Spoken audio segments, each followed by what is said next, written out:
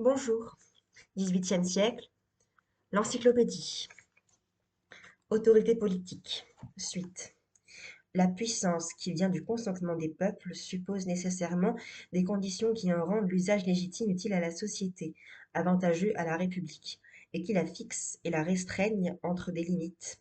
Car l'homme ne peut ni ne doit se donner entièrement et sans réserve à un autre homme, parce qu'il a un maître supérieur au-dessus de tout, à qui seul il appartient tout entier.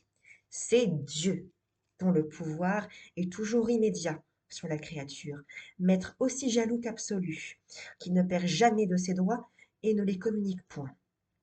Il permet pour le bien commun et le maintien de la société que les hommes établissent entre eux un ordre de subordination, qu'ils obéissent à l'un d'eux, mais il veut que ce soit par raison et avec mesure, et non pas aveuglément et sans réserve, afin que la créature ne s'arroge pas les droits du Créateur.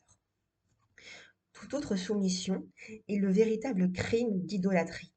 Fléchir le genou devant un homme ou devant une image n'est qu'une cérémonie extérieure dont le vrai Dieu qui demande le cœur et l'esprit ne se soucie guère, et qu'il abandonne à l'institution des hommes pour en faire, comme il leur conviendra, des marques d'un culte civil et politique ou d'un culte de religion.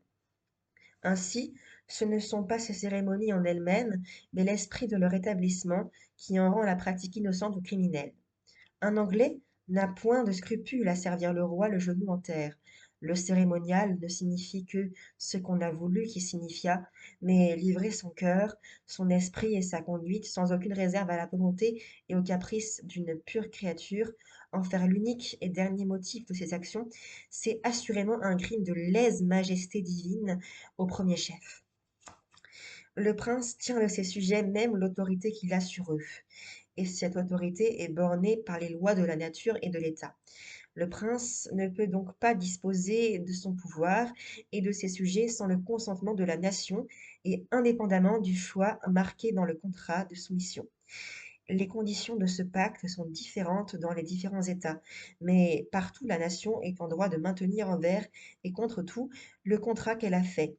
Aucune puissance ne peut le changer, et quand il n'a plus lieu, elle rentre dans le droit et dans la pleine liberté d'en passer un nouveau avec qui et comme il lui plaît.